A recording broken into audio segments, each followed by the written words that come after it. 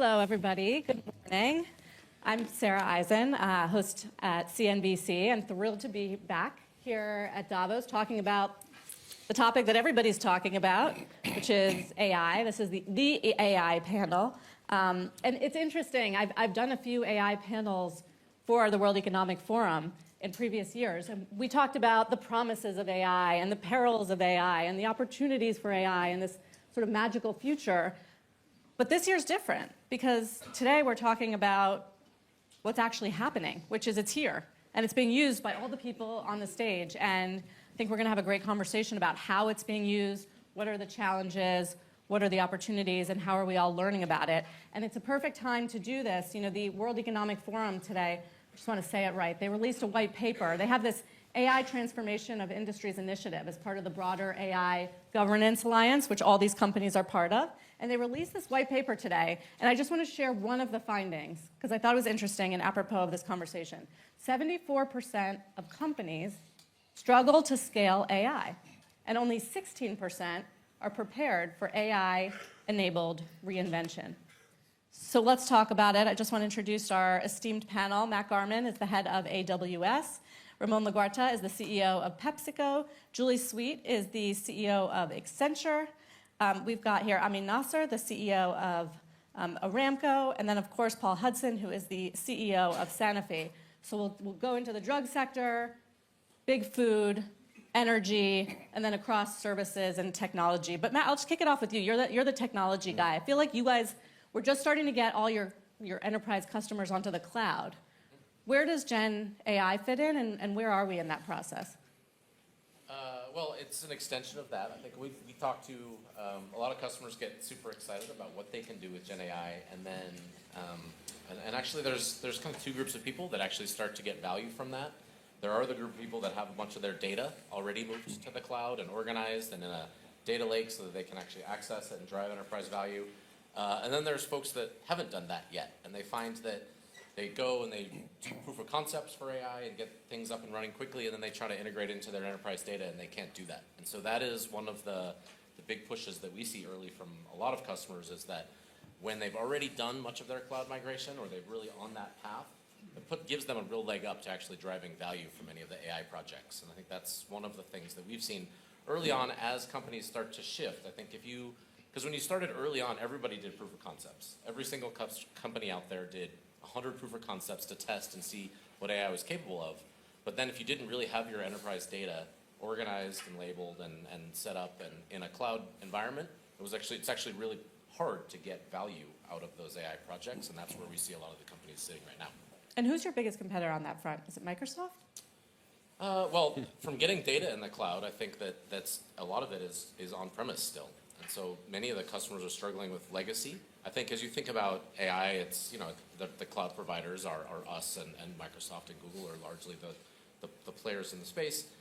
But the biggest struggle right now for the customers that slow them down is just being in legacy on-premise, by far. Like that is the biggest thing that we work with customers against as opposed to any other competitors out there. I mean, I was fascinated talking to you about how much you are doing with AI as an energy company. I mean, you've got what? Tell us a little bit about what's going on in Saudi Arabia when it comes to you utilizing AI to improve your business. AI is a transformative force for not only our industry, for all industries. The energy industry in particular receives a lot of data daily from seismic, from modeling, from all type of processing that we are running in our facilities. We receive almost 10 billion data points daily.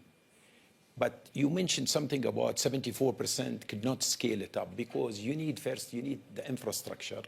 You need to make sure that you have the talents that know how to scale it up and utilize all of that data. And if you don't have the quality of data, which we do over 90 years, today, seismic, for example, it used to take us months to run seismic. Today, we moved to 2 weeks, 2 days, and you are going to hours. In terms of running seismic, that took a long time. That allows you to discover more and find more oil and gas. Productivity of wells, we used to run logs and all of these things, but in areas where we cannot run all of these logs to see the subsurface in terms of permeability, porosity, now you can use AI to predict machine learning in terms of predicting failures and all of it. We can predict now because there is a lot of data that comes. AI is helping us to transform the way we are managing all of these equipments and reducing the downtime, increasing our efficiency, reducing our carbon footprint. And this is, transformative, as I said, for our industry. And as we go along in terms of using it to manage, for example, we're looking at the grid. You need to stabilize the grid. We are investing heavily in renewable in the kingdom. But you need at a certain point to manage the grid because there is an intermittent production. You have energy coming for 12 hours. You will stop it. Gas will be pushed back. Today, we use mechanical ways to manage the load. And you're talking about loops in the pipelines, and these are in billions of dollars. With AI, you will be able to manage the load and end up reducing the cost that you require mechanically today to deliver the energy in a stable manner. Reliability. Reliability is a big important item for us. You're talking about, as an industry, we spend almost $1 trillion. If we are able to reduce couple, today we use pressure, temperature, and vibration to look at equipments and manage and predict when it will fail.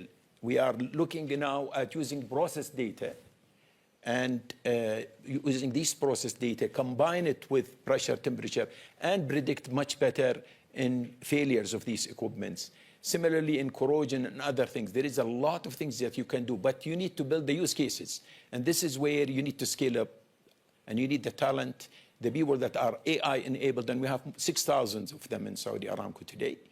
These people build the use cases. Today, I have 430 use cases. Each use case is a project in its own. And it ends up with huge benefits. You cannot use the AI expert alone. You need to use the AI expert combined with the subject matter expert that are AI-enabled. We're going to come back to the labor issue and how you upskill your workforce, which I know you have done, because clearly 6,000 people. But just on the use cases, a lot of what you just talked about was cost savings and productivity, which, Ramon, I know you talk a lot about. Every earnings quarter, we talk about how much productivity savings you are seeing. So to what extent is that coming from Gen AI and how you use it in the supply chain? Listen, to what Matt was saying, I think we've been at transforming our infrastructure for now 4 years. So we're ready to capture the value of AI across the end-to-end of the company. And it is a big. Now, if you think about PepsiCo, about maybe 3 verticals: agriculture, manufacturing, logistics, selling, and then consumer facing. We can create value in all of those elements. And there is a couple of areas we're going after. First is making our people more capable. We have 330,000 people across the world. We can make our frontline much more capable, much more intelligent, which makes the company much more agile, making decisions much more locally relevant. It's a huge transformation. The second one is we're connecting the company end to end. This is a big gap that we have across the world. We were not sharing information in an agile way. We're not giving our people access to the person, somebody in Turkey that know what Peru was doing or what Vietnam was doing. Now we have shared platforms where our associates can become much more productive. And the third element for us is simulation. We can simulate the future in a way that we could not in the past. That is impacting our R&D developers, how they can create new products much faster. So end-to-end, and our agronomists, our frontline salesmen, throughout the company, we're capturing value. It's not only cost, Sarah. I think there's a lot of growth. There's a lot of understanding consumers better. There's a lot of serving consumer needs much better. There is making the life of our associates much easier, and is making them intelligent solution makers versus just action-oriented. So I think there's a massive transformation in terms of intelligence of the company, connectivity of the company, growth opportunities. It's just massive, the opportunity. The work is hard, as you were saying. It's infrastructure, it's people, it's different financial metrics. There's a lot of changes you have to make at scale to make this happen. So can Gen AI tell us right now what will be the next big snacking hit? Gen AI can help us understand consumers better And Gen AI can help our R&D developers and our marketeers come up with alternative simulations to say, okay, this is going to be probably a preferred convenient food for that particular occasion, or a much more functional beverage for that particular opportunity. Yes. Paul, one of the most exciting applications, I think, and opportunities is in healthcare and drug discovery. But we haven't really seen that happen yet, have we? Well, it takes about 12 to 15 years to discover and develop and bring forward a new drug. And large language models are, what, 2-3 years at least in practical application. We spend about 2 to 3 billion to discover and develop that medicine over the same time. Roughly a third of the discovery effort now, we're talking the drugs that will launch in 10 years, are being validated by AI. So our probability of success is so much higher. People forget that there's so many diseases that are undruggable or considered undruggable, and so many diseases that are unmet in terms of need and treatment, that we're using AI to genetically validate targets to make sure we're more likely to bring forward a medicine a decade later, to validate the mechanistic approach, particularly with small molecules. We need to make sure that every dollar is well spent in terms of the investment and increase our probability of success. And you won't see that in real terms. I think we're still waiting for the first medicine that's done the entire journey. You know, at Sanofi, it's been really fascinating for us because, yes, we genetically validate everything and target selection is more than 90% accurate now, but we spent an awful lot of time putting together our data, making sure that we have end-to-end. We've completed that. We're running validated agents now at scale with more than 20,000 people using them on a daily basis. Could be from as simple as inventory management, where the agent is correlating all the data real time and letting us know on our phone, almost like Instagram notifications where we're at. We're doing very much the same in terms of forecasting accuracy. We're more than 99% accurate in terms of our use cases. And while most big companies are still piloting, dabbling, most CEOs that are a little bit apprehensive, think more cyber than opportunity, are running lots of proof of concepts because it's safer, right?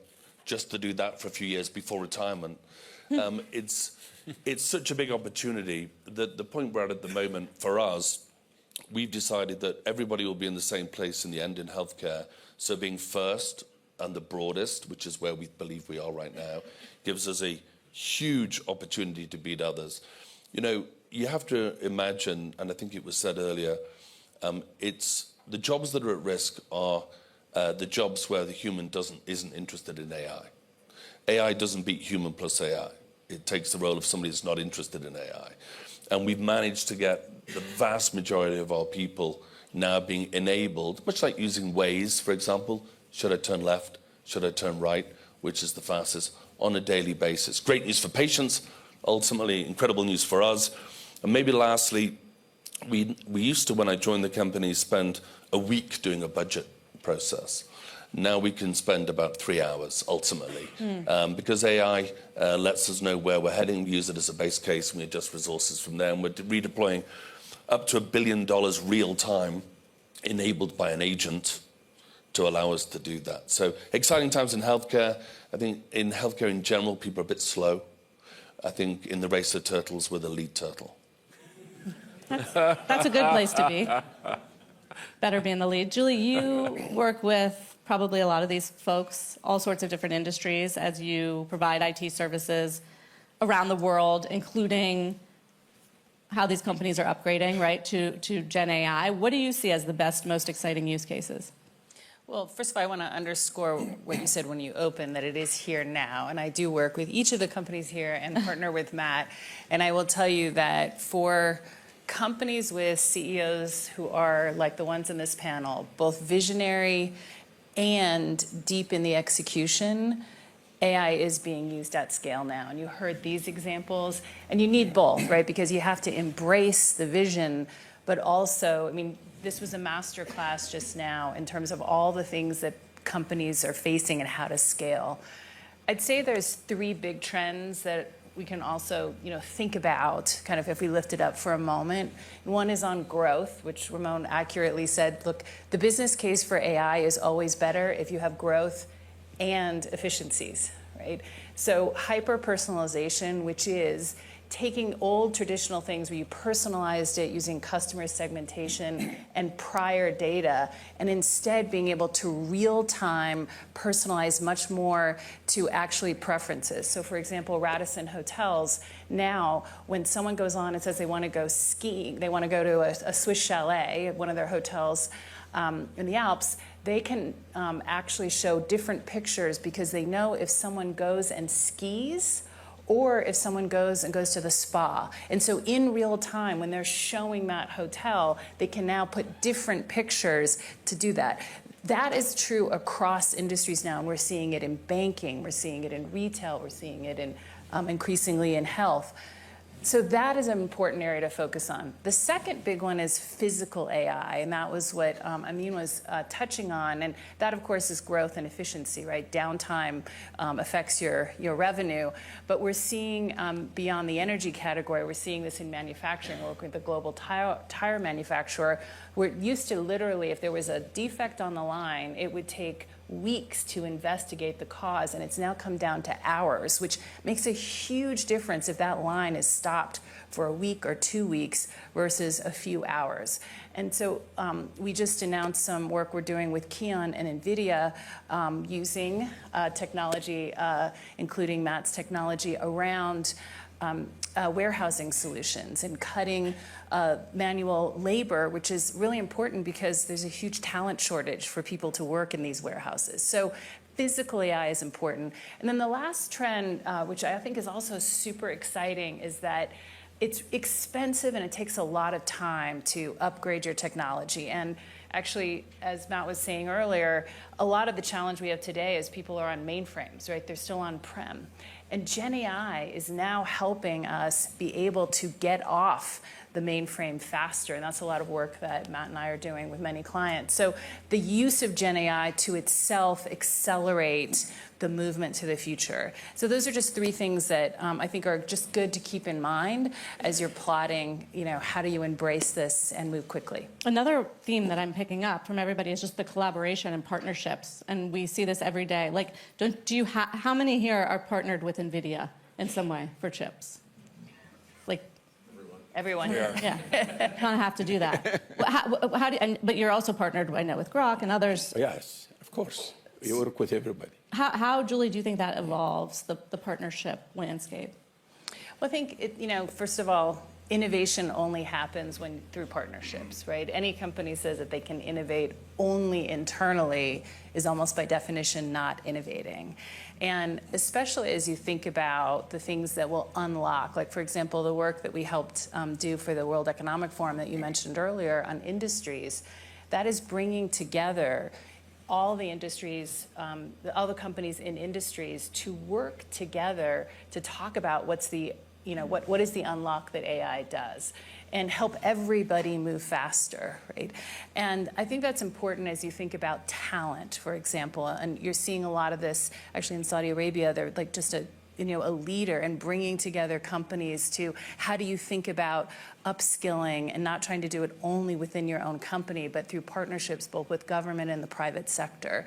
And so many of both the opportunities and challenges ahead are going to come through collaborations across companies, in communities, and with governments and educational institutions. Matt, I'm curious how you approach the jobs issue internally at Amazon and at AWS specifically, and keep your team or get your team to become Gen AI experts. Sure. I guess my mic wasn't working, so I got double mics now.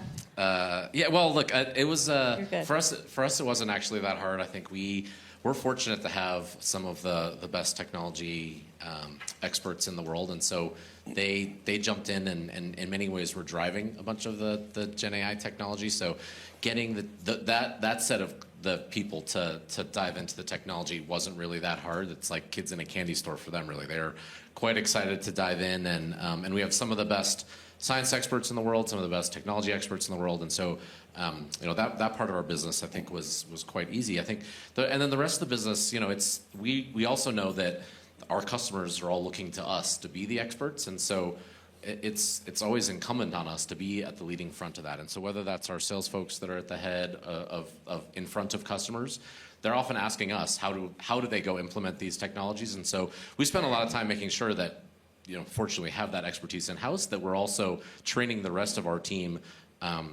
all of the time to be at the leading edge of technology. And so that we've built that muscle over the last probably 20 years that we've been building AWS. To whether it's new technologies across the board, we've kind of built that mechanism to do training. But it's also not just us, as it turns out. Our customers look to us to train them as well. And so we've actually built up a whole organization that's focused on training customers, and it's through free training. We train millions and millions of customers for free on AI because we feel like they're not going to get the most out of the technology. They're not going to get the most out of what we do if they don't. And it's actually not how you use the technology. That's not actually the training. The hardest bit is getting people's heads around what's possible. And I think not even what's possible now, but what's possible 24 months from now or 48 months or 24, 2, 3, 4 years out.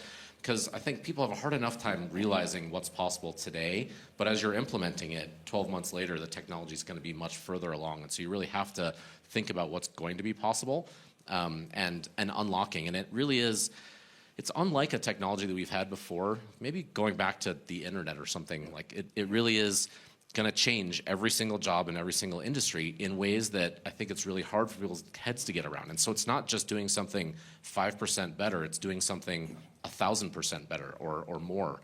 And so that's orders of magnitude. It really takes time to spend with customers and partners like Julie and others, where we have to sit down and help them understand how can their business actually get that much more efficient, that much more effective, how can we change customer experiences that way. And so and internally we had to get our teams to think bigger like that too, and really push them to think what's possible out there, but it's exciting. Like that's a pretty fun place to work, and I think as soon as your employees get their heads around that, okay, it's not that my job's going away, or it's not that this is going to save us 5% of the cost, but we're going to fundamentally be able to go deliver things weren't possible before.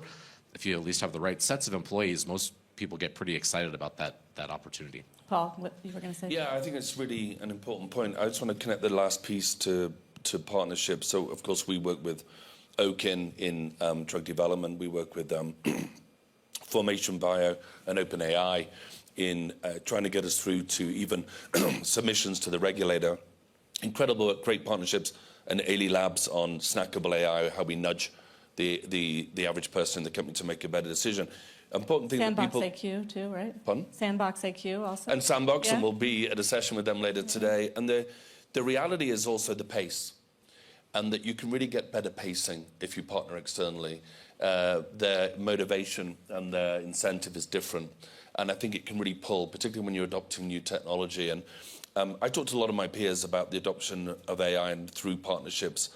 And people are still moving too slow, of course, but part of it is it needs to be sponsored from the top, because it's still unknown to so many people and the scale of it, and so many business processes have to be changed. And if you're not going to do that, it's a sort of nice addition to the tools that you have. If you really want to change this, I'll give you an example. We spend around 8 billion euros a year on research and development. And the key decision-making body, our drug development committee, begins its session with a validated agent recommending whether a drug should pass through a toll gate, whether it goes to phase 3 or goes to phase 2. And we do that because it's very sobering, because the agent doesn't have a career at stake. The agent isn't wedded to the project for the last 10 years. The agent is dispassionately saying, don't go forward, or go forward faster, or go forward and remember these things. And we're not used to having somebody without a career at stake in the room at a senior level. And we really have to change how we think about the adoption of AI and how it changes behavior. And to the points made earlier, how it helps people double down on insights rather than analysis to see the roles change for productivity gains and growth, but not getting obsessed about, am I going to be around? That's really not the question. Right. I feel like we've moved on from the job-killing debate. Yeah. I mean, how do you train your people? You mentioned thousands of them are now AI experts. Are those engineers? Who are they, and how do you do it? Most of them, I would say, majority are engineers that they are trained in the field, that they are the subject matter expert. And you talked about collaboration. we need the AI expert from NVIDIA, Microsoft, Google, and all of these. But we need first the subject matter expert who understand AI, who will create the opportunities. Because at the end of the day, you need to see what is the size of the opportunity. I'll just give you another example. Corrosion, which impact not only our industry, every industry around the world, use corrosion inhibitor, use instrument scraping, use coupons, whatever. But it's a $3 trillion annually. Cost. So this is the opportunity. Now, this is a use case, and to say, okay, how do you go around creating value by reducing corrosion? How do you use your process data other than what I mentioned, the corrosion inhibitor, the instrument scraper, in terms of identifying where the corrosion is going to happen and how can you reduce it? That's a big thing. But for Aramco, the way we are training our people, we are using our large language model, Aramco MetaBrain. It uses about 70 billion parameters. We are also developing a trillion parameter large language model. This is for the use of our people, using our data trained on these things. Do other energy companies do that? I don't know. But my point, this is important and critical. The other thing you need, in order to capitalize on AI, and everybody talks about scaling, you need the infrastructure. And the infrastructure, you need to build it over so many years, because it's not only the fiber optics, the sensors, the computer capacity, I would say the large language models.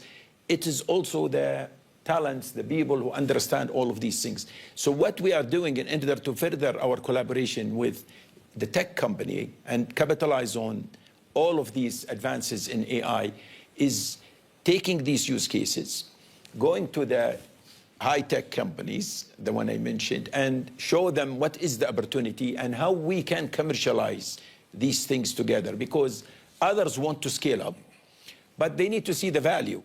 Where is the value? If I'm going to spend $1 billion to upgrade my infrastructure, and this is a low figure, by the way, it's tens of billions of dollars for the company size of Aramco, we're talking about infrastructure. That needs to see where is the opportunity exists and how can I capitalize on AI and move. We created Aramco Digital Company, separate than Aramco. And this is important and critical because they do work differently. They need their different pay structures. They need different training and development. So we created that in 2023, and it is helping us to digitalize and move forward. But creating the value, seeing the opportunity, putting a target, and I agree, it should not be a 1 year or 2 year or a 10 year or 15 years target to say this excites people. The talent you have, if you give them an ambitious target, they will work for it. And then you will see, because I mentioned the reliability, how much we spend as an industry on reliability, $1 trillion. Today, Aramco enjoy 99.8% reliability. So what is next? How can you improve it further, capitalizing on the advancement on AI? In the corrosion example, you mentioned it's $3 trillion cost. So Gen AI allows you to save what? Today, we use, as I said, corrosion inhibitor, instrument scraping, and ultra thickness measurements. I don't want to get too technical. But now, with AI, you can use process data. Because sometimes with my fluid, I send a slug of water.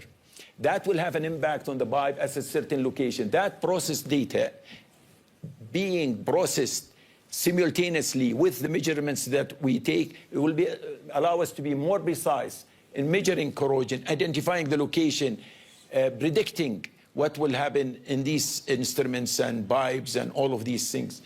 Because all of these things does not exist today. The AI expert cannot generate and see the value. Only the subject matter expert who are trained, who understand and put the size the opportunity and work with the specialist can really commercialize all of these technologies. And this is what we are doing. I like how deep we're going on corrosion and energy production. What about, we've been talking a lot about company-specific, industry-specific use cases. I wonder if maybe we can talk a little bit about societal issues and whether we can solve things like energy security or, I don't know, cancer or Ramon, hunger. Yeah. Now, maybe I can add a couple of elements on the previous conversation. Sure. There's two things also we need to deal as we transform the companies digitally. One is we're going to have to hire new job families that we didn't have in the company. Like if you think about data scientists, data engineers, technology people, we need to avoid that the company divides between the digital and the analogs, and then that is a big change management and culture transformation that we need to own as leaders. Obviously, there is training, there's digital academies, we're all doing that at scale where we started, but it's complex from the change management point of view. And going now, maybe I can join to your question. Yeah, now solve world think about, hunger. our agronomists and how our agronomists now have much more intelligence and how they can work with our farmers in improving yields in potato, corn, or oats, or whatever. They can reduce the use of water, they can reduce the use of fertilizers whilst improving the livelihood of the farmer. So those are ecosystems that we can create now that create value for the farmer. The same for transportation. If you think about the way we're doing routing today before compared to how we were doing in the past, is totally different. So we're reducing the number of miles, we're reducing the consumption of fuel, we're consumption, the impact on carbon. When we talk about nutrition and future portfolio, I can see how we can personalize much more our portfolio to specific needs of the consumer. Think about hydration, for example, how we are now able to understand hydration at a much more granular level, and therefore Gatorade or Propel or all our brands can give consumers many more options, not only in the form of liquid, but in the form of powders that helps with the functionality of that particular product. So as you have smart manufacturing, much more agile, much more flexible ways of delivery, and much more consumer insights, we'll be able to solve some of the consumer needs around food or specific dietary needs or functional needs. So I see agriculture transforming at speed versus before, and we're going to enable that with partnerships. I see transportation changing massively, and that means a lot of resources will be freed up, much less impact on the world. And I see nutrition, I see functionality for consumers also evolving into much more personalized and much more targeted solutions depending on our preference or our particular physiological needs. So those are big areas where AI can help us, where companies like ours, with our know-how, with our reach and scale, we can help transform. Julie, do you work with governments, and can governments play a bigger role here in utilizing AI to solve some of our societal problems? Look, there's governments that are doing that already. I mean, in the UK, we worked with one of the health services areas of the government that was struggling to serve people because they didn't have enough people. And so people would write in having food insecurity and needing services, and it might take 6 weeks to get back to them, the most vulnerable people, simply because there weren't people to hire. Today, using Gen AI, that's 24 hours, right? So there's a lot of opportunity from supporting, research like into drugs and solving energy challenges to, food challenges. But there's also a real change in the way that governments can serve citizens. So there's a lot of opportunity with government. But I think one of the things that as we kind of walk away to think about what has to be different, whether you're a government or a company, is I would say, thinking about reinventing HR, because we talked about talent in that, but actually what this requires is a completely different thinking about how people work and what skills they have. In most cases, AI isn't replacing people, it's replacing tasks or parts of the processes, which means that in order to upskill people, you have to understand what skills do they have to begin with. And so we at Accenture moved to skills-based HR over 5 years ago. I have a database of almost 800,000 people and their skills. And so we're systematically redefining the skills needed at Accenture, who needs Gen AI, what kinds of technology, but also as we are replacing some of the things that they're doing with Gen AI, we're able to identify who could be upskilled. So you have to have skills-based HR. companies and countries. The second thing is you have to have HR that now adapts to how do you have trained people to work alongside. So we're releasing a blog today that shares our story in marketing and talks about what it was like, so we build our agents so you can give feedback, just like you would give feedback to someone you were supervising or feedback to a colleague. That suddenly makes the AI very real to people, and they start to see how it can really help them. That's a totally different mindset. We didn't have a playbook that says, how do we take people who are now going to use AI fundamentally in their job and make this to be something that they really care about. The last piece is change management. The kinds of change management that you have to do here require you to understand the technology, understand the people. In most cases, companies use change management to train on a new system, or they use whatever partner they happen to be using, and we use that. This is a skill set now that has to be at the center of your company because it's a continuous reinvention, right? The amount of opportunity that AI is going to change in countries and companies is, it's going to take decades, right? And so it's not a one and done. And so building change management so it's not viewed as being something off on the side is really important. And I share that because at the end of the day, the technology will only be effective if it's trusted and it's adopted, and you can then create new opportunities for your people. And I think we have to think very, very differently about the incredible departments of HR and the role that they need to play and how they have to reinvent themselves. It brings up a question, which is, what is the next technological leap in AI? Matt, I mean, first of all, there's been such rapid sort of progress and development. There are questions whether Gen AI innovation is hitting a wall or if we're moving into AGI, artificial general intelligence. Where do you think it's going? Yeah, and just one thing to add to what Julie said is just it is super interesting when you think about the skills that you're teaching your teams to do, and it is when you can find a particular task that you can find that AI is particularly good at doing, it can have massive impacts. And I actually think that's one of the things to highlight for everyone, which is if you get one of those use cases, really leaning into a particular use case that takes work and toil off of the rest of your team, that unblocks them. One example we had of this is we built a product that automatically upgraded Java versions. And you talk to software development teams, and that is a task that not one person is super excited about doing. No one's like, you know what I really love is just upgrading Java. It's boring, but it makes sure you have all the latest security, it gives you performance benefits, et cetera. We built an AI system called Q-Transform that just does that for you. And so we decided to eat our own dog food, and we said, okay, we're going to go do that across Amazon. And we had a team of 5 people that the teams internally estimated that to upgrade all of our internal systems was going to take somewhere around 4,000 plus man years to upgrade. We had a team of 5 people that did it in a couple of months across. And so we freed up 4,000 person years of effort to go now build features and capabilities for all of our customers by taking away work that no one wanted to do in the first place. And that is it's a very good thing where you just lean in and you just say, this is a capability that we can go and roll out. And it's a highlighting when you find that thing, it has a massive impact on your company. Now ask about what's next from that.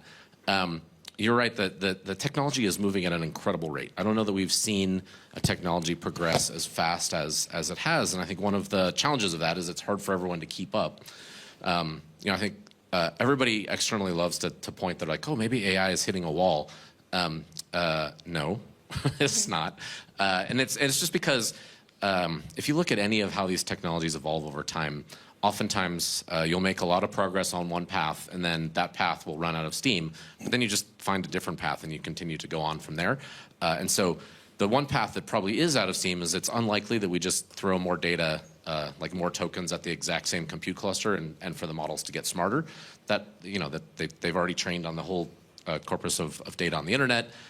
There's still some specific areas where I think we can actually train more on particularly like IoT data and world data and other things like that. But for the most part, that path is gone. However, I think if you look at all of the latest models, they're doing things like reasoning loops and other things like that. And you find out that actually just asking the models to do the same, it's not quite right, but if you ask the models to just actually think about the answer a couple of times, like get the answer, try again, try again, they actually come up with better answers and they can actually do more. And so if you build a reasoning loop where they actually can then spread off, and it turns out that they're very good at doing lots of things in parallel, and then they take their own outputs and use those as inputs to actually go and solve the problem again, they can actually get much better. And so that's where a lot of the models today are actually doing this kind of internal reasoning where, and I think where you'll see some of these models go, which is not, where a lot of us have gotten used to this kind of ask it a question, it gives you an answer back. I think you'll increasingly see, and there's still some technology pieces that have to happen for this to really work well, but it's more like you're going to ask these models to go do something and they'll come back a day later or a week later. And it's more like if you have a real employee, this is what happens, right? You don't ask your employees to go do work and then say, what's the answer? That's not how it works, right? They go and think for a while and they iterate and then they talk to some other people. And actually that is how some of the models are evolving, where they'll actually talk to each other. They'll get inputs from other specific expert models. They'll bring them back. They iterate for a while. And so I think that that's where you'll start to see these much more capable models be able to do interesting and very novel work items that aren't possible today, where we expect the answer back in 5 seconds. Paul, I know you wanted to say Well, something. Then we're going to get to the call to the action. Yeah, I know. Well, maybe I'll do a little bit of both, Okay. if that's all right, to help you with that. The radical transparency of data that you get with AI end-to-end, now we have in Sanofi, in big corporations, there's a lot of managers and senior managers who've made careers out of polishing slide decks to make sure that they can communicate upwards what we should think about a situation. And with the radical transparency, we've sort of blown that away a little bit. People can turn bad news into good news with the right PowerPoint presentation, and we're trying to really avoid that. The biggest mistake that people, and we can unleash resources and discover new medicines, the biggest mistake CEOs make, I believe, and you may have an opinion, is we're a different generation, and we delegate AI to CDOs. And it's the biggest mistake you can make. And I have a great CDO, but the nature of the change and the courage needed to change business process at scale to better optimize resources and to go chase miracles for us means that if you delegate to a CDO, you have automatically lost. You have great AI that nobody uses. And it's a real watch out, I think, for most of the CDOs and my peers, most CEOs, because everybody thinks that's where it should go for safety and responsible AI. We're in there. But sadly, at the intersection, say, between the business and manufacturing, the CDO is not the winner. And when you're trying to change business process, that's where the real win is. And that's why I have to lead it myself. And it's not just about me, it's just I'm the arbitrator to make sure we get the adoption that we need. It's over-delegated AI. And if I have a call to action, don't over-delegate, know the value, CEOs, radical transparency, go end to end, and the insights you get and the resource reallocation opportunity is so huge that it can absolutely change an organization. Well, I'm glad you made it into a call to action, because this is the World Economic Forum and that's what we do. So the question is, one thing that you can do to improve Gen AI and its sustainability and its transformation. And Amin, maybe this gets into the challenge as well. Yeah, I think everybody talks about the transition and think using AI and piloting, what can we do? For example, we cannot use hydrogen, scale it up today because it is costly. Carbon capture and storage, capturing the CO2, it's not the transporting of the CO2 injection, is also very high cost. Using AI to reduce the cost over the long term and make the transition at an affordable cost, that is important. But the most important thing I need to say is we need a technology equity, and we need technology, otherwise we'll end up with technology poverty. Today, access to technology is important for the West and also for the global South. We need to make sure they have access to technology, because the wealth gap is big today. And it will be much bigger if they don't have access to technology. And that's where it is important and critical.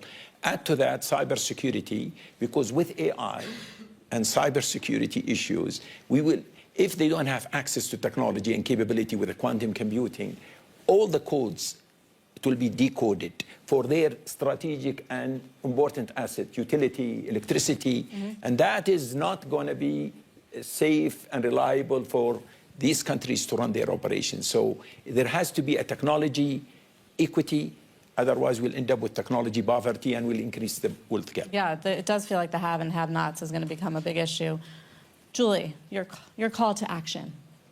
Build trust through operationalizing responsible AI. Our research says that only about 2% of companies worldwide have robust programs in place to put the guardrails around monitoring and policies. And so we've really got to move, and that number hasn't moved in the last year. And so building trust by treating AI like other programs, whether you're protecting data or you're protecting, against anti-corruption or those things, it's going to be absolutely critical, and we're behind in operationalizing it, and that's key to scaling. Ramon? Yeah, I mean, on top of what everybody said, I see, or we see AI as a way of empowering our front line. So let's make sure that we empower our people, that we don't leave them behind in this digital transformation. We educate them, we help them capture the value, what is ahead of them. I think it's massive opportunity to make the organization much more frontline, much more closer to consumers, and elevating people's value and capturing higher wages and much more value creation at the lower end of the organization, and that impacts society in a big way. Matt, final word. Yeah, just remembering that your data is the differentiator for you. We're spending billions of dollars to make custom processors that are faster and lower cost and better performing. There's new models that are available every day that are going to be able to do incredible new things. But it's your data applied to those that really makes the difference for your companies. And so your data and your IP, it's really important to get that into a secure environment where you can take advantage of it, because that's how you actually drive value for your organization. And I'll add one, which is for all of you and everybody who is working on this to come on CNBC more and talk about it, because there's a lot of misinformation and trust issues, and they're going to steal my jobs and move on kind of thing. And it's moving fast, and I think from all of you up here, we should all be pretty optimistic about it. Yes. So thank you Yeah, very much, you. all of you, Thanks, for Sarah. weighing Love to in. CNBC. Thank you, guys.